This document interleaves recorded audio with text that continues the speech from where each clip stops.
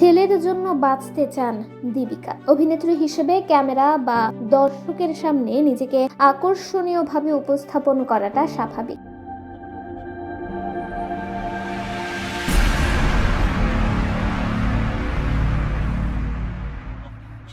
কিন্তু ভারতীয় অভিনেত্রী দীপিকা কাক্কর এখন বাহ্যিক সৌন্দর্য, ওজন বৃদ্ধি কিংবা চুল ঝরে যাওয়া এসব দিকে বিন্দুমাত্র মাথা ঘামাতে রাজি নন। তার এখন একটাই লক্ষ্য, যে কোনো মূল্যে একমাত্র শিশু সন্তানের জন্য সুস্থ হয়ে ওঠা। সম্প্রতি অভিনেত্রীর নিজস্ব ইউটিউব চ্যানেলে এক আলাপচারিতায় এসেছিলেন সহ অভিনেত্রী রশ্মি দেশাই। সেখানেই উঠে আসে দীপিকার ব্যক্তিগত জীবনের এক কঠিন অধ্যায়, ক্যান্সারের সঙ্গে তার নিরন্তর লড়াইয়ের কথা।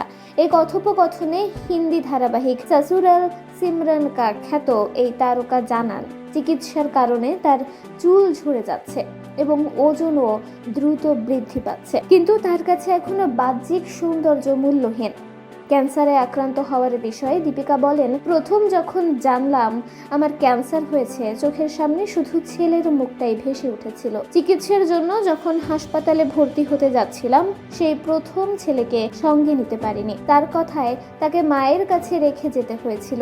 1 বছরের শিশু মাকে না পেয়ে সেদিন অঝরে কেঁদেছিল। সেই দৃশ্য দেখে আমার কষ্টে বুক ফেটে গিয়েছিল। শুধু দীপিকা নন, তার স্বামী অভিনেতা শোয়েব ইব্রাহিমও সে সময় মানসিকভাবে ভেঙে পড়েছিলেন। পরে দুজনে মিলে সিদ্ধান্ত নেন, শরীরে যে রোগী হোক না কেন অভিনেত্রীকে সুস্থ হতেই হবে। বর্তমানে এই সংকল্প নিয়েই দীপিকা কাক্কর চিকিৎসা চালিয়ে যাচ্ছেন। অসুস্থতা ও জীবনের এই কঠিন সময়ে পরিবারের সব সদস্যই তার পাশে রয়েছেন।